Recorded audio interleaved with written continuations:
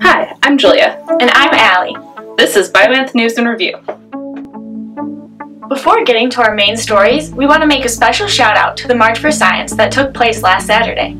The March for Science was a call for recognizing the importance of good science and the need for it to be considered in making social policy. The American Association of Physical Anthropologists were holding their annual meeting last week and joined the citizens of New Orleans for the march. A jazz band led the parade of nearly 5,000 people.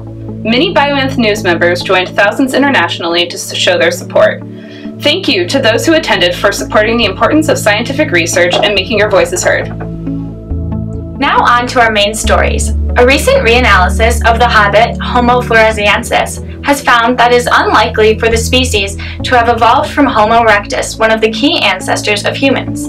The hobbit was a species of hominins found on the island of Flores in Indonesia that lived as recently as 54,000 years ago. The study used different landmarks on the skeleton, including bones below the skull, less common in previous studies. Besides finding that the species must have split from Homo erectus earlier on, the researchers are also confident in saying that Homo floresiensis is also unlikely to be a dwarf human. The research team found that the hobbit is most closely related to Homo habilis instead.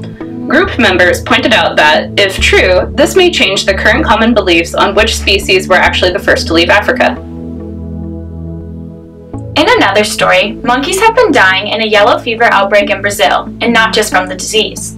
Many monkeys have also been killed thanks to an assumption that the monkeys, who are susceptible to yellow fever, are helping spread the disease. Reality is quite the contrary. The monkeys cannot transmit it. Yellow fever is actually spread by the same mosquito species that spreads the Zika virus.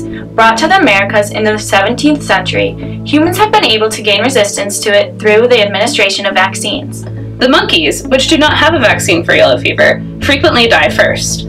While the death of a monkey can be a warning to the government that vaccination campaigns need to happen to prevent deaths, this is not of benefit to the monkeys. Authorities and scientists are concerned that yellow fever, along with the already profound impacts of deforestation and poaching, may cause some more endangered species to become extinct. The misconceived notions about monkeys helping spread the virus may do further harm to their survival. This story highlights the importance of understanding the causes of disease, not just for the survival of humans, but for closely related species as well. Finally, in a newly released paper by Bridget Skye Grunt, the learnability of the bow and arrow has been found to be important in shaping the social disparities and age and sex-based divisions prehistorically.